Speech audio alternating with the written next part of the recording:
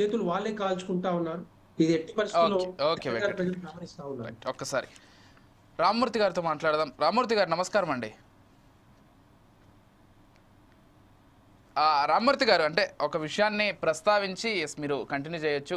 హరీష్ రావు గారు చెప్పండి. మాట్లాడుతూ లేకపోతే మీ పార్టీ నాయకులు మాట్లాడుతూ ఒక విషయాన్ని పదే పదే చెప్పారు. ఇక్కడ ఉన్నటువంటి వాళ్ళకి సరిగ్గా సంక్షేమ పథకాలు అందించడం చేత కాదు, కానీ ప్రపంచ సుందరీమణులను ఇక్కడికి పిలిచి మిస్ వరల్డ్ పోటీలు నిర్వహిస్తున్నారంటూ మీరు ఎద్దేవా చేసినటువంటి విషయం చాలా స్పష్టంగా ఉంది. మీరు గతంలో అనేక పోటీలు నిర్వహించారు. ప్రపంచ స్థాయిలో గుర్తింపు వచ్చేటువంటి బ్రాండ్ ఇమేజ్ని పెంచేటువంటి పోటీలు హైదరాబాద్లో మీరు కూడా నిర్వహించారు. కార్ రేసింగ్లు కావచ్చు, ఇతర పోటీలు కావచ్చు, లేకపోతే ఇతర ఈవెంట్స్ కావచ్చు. మీరు నిర్వహిస్తే హైదరాబాద్ బ్రాండ్ ఇమేజ్ని పెంచినట్లు అవుతుంది. అదే ప్రస్తుత కాంగ్రెస్ ప్రభుత్వం నిర్వహిస్తే ప్రస్తుత ఆర్థిక పరిస్థితులు బాలేవు కాబట్టి ఇలాంటివన్నీ నిర్వహించి ప్రజాధనాన్ని వృధా చేస్తున్నారనేటువంటి వర్షన్లో మీరు చెప్తున్నారు, లేకపోతే మీ పార్టీ నాయకులు చెప్తున్నారు. ఎలా బ్యాలెన్స్ అవ్వట్లేదు కదా. ఇప్పుడు నిర్వహణ ఎప్పుడు చేసినామన్నది కూడా ముఖ్యమండి. పరిస్థితులను కూడా మనం అంచనా వేసుకోవాలి. యుద్ధ వాతావరణం ఉన్నది దేశంలో. ఐపీఎల్ కూడా వెనుకకు తీసుకున్నారు, రీషెడ్యూల్ చేసుకున్నారు. ఎందుకంటే అది అవసరం, అనివార్యం కూడా. ఎందుకంటే దేశం ఆపదలో ఉన్నప్పుడు ముఖ్యమంత్రులు కానీ, ప్రధానమంత్రులు కానీ, పౌరులు కానీ స్పందించే తీరు కొంచెం గౌరవంగా ఉండాలి. అది దేశం విలువను పెంచే విధంగా ఉండాలి. కానీ దేశం విలువను దిగజార్చే విధంగా ఉండదు. ఆపదల టైంలో సైనికులకు, అదే విధంగా కేంద్రం ఉన్న ప్రభుత్వానికి సపోర్ట్ గా అందరూ నిలిచినాం. ఇప్పుడు ఏంటంటే వాళ్ళు కూడా ఐపీఎల్ నిర్వాహకులు కూడా ఏదైతే కేంద్రంలో ఉన్న బీజేపీ ప్రభుత్వానికి ఏదైతే యుద్ధానికి సంబంధించిన సైనికులు నిలబడి వాళ్ళు రీషెడ్యూల్ చేసుకున్నారు. నువ్వు కూడా రీషెడ్యూల్ చేసుకోవాల్సిందిగా మేము పదే పదే చెప్పినాం. మేము ఎందుకంటే ఇది యుద్ధ వాతావరణం, పరిస్థితులు బాగాలేవు, వెనుకకు తీసుకోండి. ఇప్పుడున్న పరిస్థితులలో మీరు ఏమంటున్నారంటే ఒక వైపు ఆదాయం వస్తుందని చెప్తున్నారు, ఒక దిక్కు ఆదాయం పడిపోయిందని చెప్తున్నారు. రేవంత్ రెడ్డి పదే పదే మాట్లాడుతూ ఏమంటుంటే 18,500 కోట్లు రాష్ట్ర ఆదాయం వస్తుంది అంటున్నాడు. అదే నేను ఎందుకంటే ఆ 18,500 కోట్లు కూడా తీసుకొచ్చింది కేసీఆర్ గారే. ఆ 18,500 ఏదైతే ఉందో అది ఇంటూ 12 వేసుకుంటే 2,22,000 ఏదైతే కోట్ల ఆదాయం రాష్ట్రానికి సిద్ధిస్తున్నది. అంటే ఒక బెటర్ గా ఆదాయం వస్తున్నది. కానీ ఇప్పుడైతే హైడ్రా ఏదైతే మూసి దాని తర్వాత ఈయన తీసుకున్న కొన్ని ఫోర్త్ సిటీ నిర్ణయాల వల్ల కొంత పడిపోయింది. ఆ పడిపోయిన క్రమంలో ఇప్పుడు ఏంటంటే డబ్బులు లేవు అని ఓ దిక్కు చెప్తాడు. కానీ ఒక దిక్కు ఏమైతుందంటే వేములవాడకు పోతారు, టెంపుల్ కి సంబంధించిన అభివృద్ధి పనులకు అక్కడ పాల్గొంటారు, అక్కడ 32,000 ఒక భోజనం తింటారు.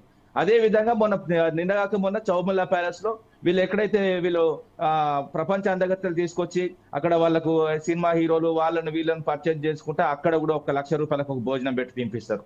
ఏం చేస్తున్నారు? దుబారా చేయొద్దంటున్నాం. నువ్వు నిర్వహణకు మేము తప్పనట్లే, మేము కూడా నిర్వహించినాం. ఎస్, ఎందుకంటే ఫార్ములా ఈ రేస్ దేనికి సంబంధించింది? ప్రపంచంలో గ్లోబల్ వార్మేషన్, అదే విధంగా కాలుష్య నియంత్రణకు ఒక మంచి స్టేజ్ అది. ఎందుకంటే ఈ రేస్ అంటే ఈ వాహనాలు వచ్చి దానికి ఏంటంటే డీజిల్ కానీ పెట్రోల్ రహిత వాహనాలు ప్రపంచానికి అవసరమన్న ఒక మంచి మెసేజ్ ఇవ్వడానికి దానివల్ల 800 కోట్ల ఆదాయం వచ్చింది. ఇప్పుడు ఏమంటారు? ఇప్పుడు 200 కోట్లు పెడుతున్నారు. 200 కోట్లు పెట్టిన తర్వాత ఏం ఆదాయం వస్తుంది కూడా మనం చూద్దాం. ఎందుకంటే ఇప్పుడు మొత్తం అయిపోలేదు, ఈ నిర్వహణ జరుగుతున్నది. ఏంటంటే ఈ క్రమంలో ఏం జరిగిందంటే రామప్పలో నిన్న వాళ్ళు వచ్చిర్రు, నేను కూడా ప్రత్యేకంగా నేను పాల్గొన్న ఈ కార్యక్రమంలో. ఏంటంటే వీళ్ళు నిన్న వస్తుంటే మొన్న ఏదైతే కార్యక్రమం వీళ్ళైతే పోలీసులు, అదే విధంగా ఇక్కడ వరంగల్ జిహెచ్ఎంసీ ఏదైతే అధికారులు చేసిన దుర్మార్గమైన పనిని కళ్ళారా చూసి మేము ఏదైతే దాస్య వినయ్ భాస్కర్ ఆధ్వర్యంలో, మా జిల్లా అధ్యక్షుని ఆధ్వర్యంలో రాస్తా రోకో చేసిన నిరసన వ్యక్తం చేసినాం. ఎందుకు చేసినాం అన్నది కూడా మీకు తెలియాలి.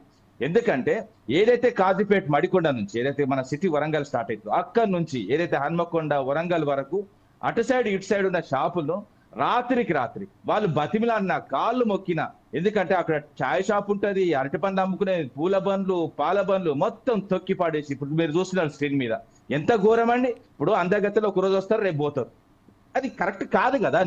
ఇంకో ఎంత మోరీలు కనబడే కాడ, అదే విధంగా కొన్ని కల్వట్టు వరకు ఉన్న కాడ వీళ్ళు పరదాలు కట్టి కవర్ చేసిల్లండి. ఎందుకండి? వాళ్ళు వస్తారు పోతారు, వాళ్ళు ఎవరు అసలు నాకు అర్థం కాదు.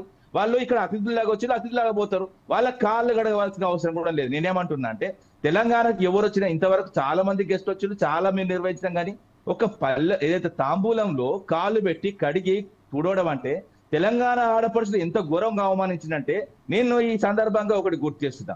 ఎందుకంటే ఏదైతే నిజాం ప్రభుత్వం ఉన్నప్పుడు ఏదైతే అరాచకాలు నడిచినాయో నేనేమంటున్నా అంటే అది కూడా మన బేస్ ఒకటి.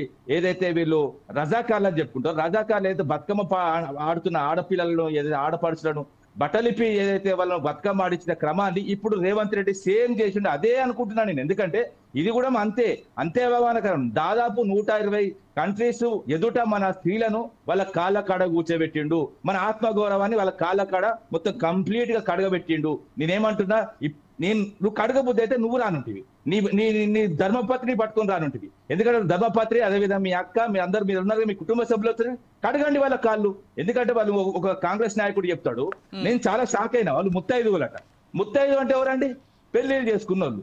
ఎక్కడన్నా వీళ్ళు ఏ దేశంలో పుట్టిల్లు, ఎవరు, వాళ్ళ సంస్కృతి ఏంది, వాళ్ళ కాలు పట్టుకోవాల్సిన అవసరం లేదు. వాళ్ళ భారతదేశానికి వీళ్ళు ఏదైతే వీళ్ళు ఈ పౌటిలో పాల్గొంటూ ఏం చేసింది మన భారతదేశానికి? వాళ్ళ ఫ్యాషన్, వాళ్ళకు అందగత్తగా ప్రపంచ వ్యాప్తంగా వాళ్ళు ఒక పోటీ పడుతున్నారు. ఆ పోటీ పడే క్రమంలో ఇక్కడికి వచ్చిళ్ళు. వచ్చినప్పుడు నువ్వు బొట్టు పెట్టు, దండై గుడికి తీసుకుపోయి దర్శనం చేయించు, మన అయ్యగారి కాళ్ళు మొక్కించు. నేనేమంటున్నా, వాళ్ళ కాళ్ళు మొక్కవలసిన అవసరం నా తెలంగాణ ఆడపడుచులకు. దరిద్రమైన ఆలోచన. నేనేమంటున్నా అంటే ఇంత దరిద్రమైన ఆలోచన ఎవరికి రాదు. నేనేమంటే నువ్వు మొక్కాలనుకుంటే నీ కుటుంబ సభ్యులందరినీ తీసుకొచ్చి రామప్పలో కూర్చోబెట్టి వాళ్ళ కాళ్ళు కడిగి నెత్తి మీద పోసుకొని మహేష్ గారిని అడుగుదాం ఇదే అంశానికి సంబంధించి.